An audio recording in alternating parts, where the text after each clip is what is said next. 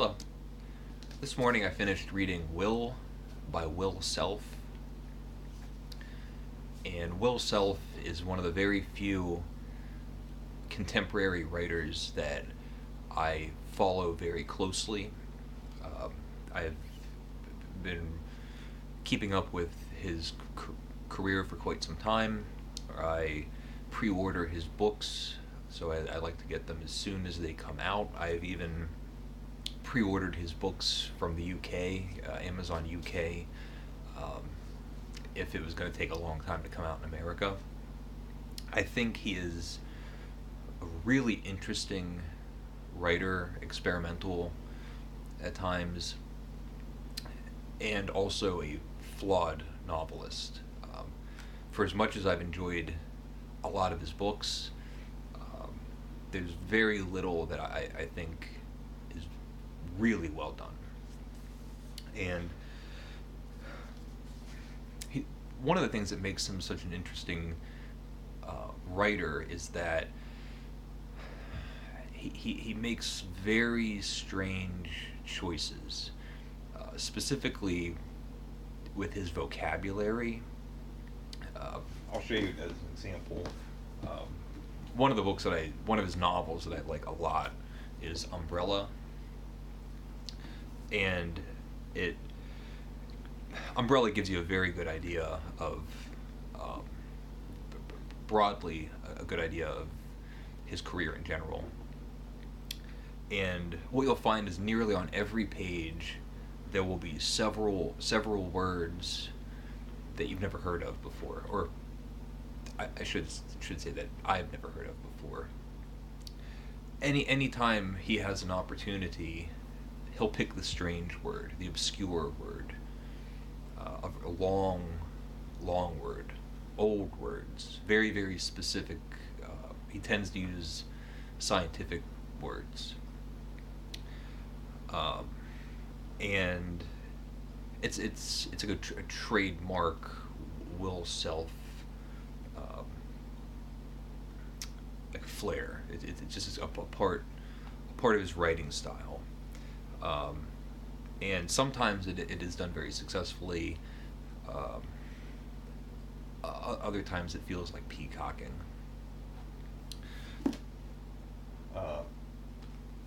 So with his latest work, I'll start off by saying the book is a memoir, and in general I am not a fan of the memoir genre, especially contemporary memoirs. I don't even know if I can think of an example. They're always so thin. The idea of someone's memoir and having it be 200 pages long, and that's the story of your life. Anyway, I don't even like the word memoir. I don't like saying it. And Will Self makes, again, some very curious choices. The book has all the trappings of a novel. He even refers to himself in the third person, and if any of you have ever seen an interview with Will Self, saw him speaking and his mannerisms and the way that he interacts with people, it would come to no surprise that he would refer to himself in the third person. The book's topic is drug abuse. He was a heroin addict, among other drugs, and it's broken down into, I believe, 4 or 5 chapters. That each chapter is a specific period of time in his life that had a memorable experience, and it starts off with him in the 80s at a very low point. He's completely drug-addled and basically withdrawing, and it's a whole chapter of him trying to acquire heroin, and it's as desperate and sad as anything you could write on the subject. It's um, pitying. At one point, he's on his hands and knees at someone's house that he believes has drugs, and he's on his hands and knees talking through the mail slot, and he has these danishes, and he's trying to entice the people with drugs. They won't let him in the house, and he wants to slide his danishes through the mail slot. His mind's so twisted that he believes that this is gonna help him get his drugs. But the book will jump back to when he was a teenager, and you learn that he grew up in England, and that he had a fairly normal upbringing. He was close with his parents. I don't know if England has suburbs, or if they call them suburbs. I don't know if that's an American thing, but he basically lives in the suburbs. And what you learn about this teenage Will Self is all of the things that he's doing are things that he thinks are cool. So, smoking cigarettes. He'll talk about James Dean smoking cigarettes, and he looks at the English punk scene, and they're wearing leather, and they have piercings, and he thinks it's cool, and he likes the idea of being dangerous and rebellious. And drugs are cool, so that's something that he's gonna do. There was something I bookmarked a couple things. Doing drugs, getting your ear pierced, and your arm tattooed, homosexuality. These are essential acts of rebellion. And you get the sense that it's a lot of posturing, putting on this persona to have a certain image, which then had dire consequences. He overdosed. He had dealing with drug addiction for the rest of his life. I believe that he's sober now, but it's still something that you have to live with. From what I understand, and overall, the book was underwhelming. A lot of the things that it was going for, being exciting and explosive, dangerous, learning about drug culture and doing drugs, he kind of gets in the way of himself with that writing style that I was saying. So it's a memoir, and it's going to be personal, and it's still so prickly. And one of the funny things about him is sometimes I can't tell if he's a terrible writer.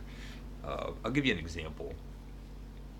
This is early in the book, but greasily the coins slither between Will's fingers.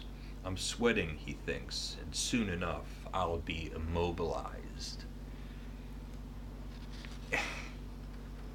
And it just reads like so phony. Like, greasily the coins slid between Will's fingers. The book has a lot of that, and fortunately for him, there's some sort of charm that he has that overall it does kind of congeal into something authentic, especially when you see him on television, and you realize that all this pretense and posturing that he's doing is a character trait. This act that he's put on has become him, and I think you could read this book and feel that he's a shallow person, or has shallow conceptions. Um, but I did not take that. I found it to be deeply insightful, um, to have this self reflection, and now a testament of this persona that a person wants to put on. And you get an idea of why Will Self feels the need to show himself as such a smarty pants. Um, I would say it's a good book. It would be a very good introduction into the rest of Will Self's catalog. If someone was interested in reading more of him, it is a good start. I would say either this or Umbrella or his short stories. He really excels as a short story writer. Um, and I mean, also he's an interesting writer to read because he's such a throwback modernist. Um, so many of his books have direct calls back to James Joyce, Beckett, T.S. Eliot, Kafka. There's so many direct relationships between them. If I were to recommend a book that dealt with drug abuse, that also had a memoir feel to it, things that come up immediately that you would instantly think about would be Junkie by William S. Burroughs, um, any number of Bukowski novels, maybe some Jack Kerouac, and Hunter S. Thompson. But what I would recommend for something that's comparable to the Will Self book is The Proud Highway by Hunter S. Thompson. It's a collection of his letters as a young man. And like I was saying, with Will Self, like, always sort of has these callbacks. Like, he has a book called Great Apes, and it's a book where one day somebody wakes up and all of a sudden everybody is an ape. And this is sort of an example like that too. Like, reading this memoir just reminded me and made me think, like, I would rather be reading Hunter S. Thompson. Hunter S. Thompson is rebellious. He is exciting. He is outrageous. There was obviously some, posturing with him too, but when you read him as a young man, these are his letters when he was scrounging around and trying to get work. It's a totally different persona than Raoul Duke. And I haven't read these letters in years, but I have very fond memories. So I'll end there. So I read Will by Will Self, latest book by Will Self, a memoir. Let me know if you've read it or if you've read anything else by Will Self. I'd love to hear your thoughts or commentary. So please leave a comment if you would like. And thank you for watching.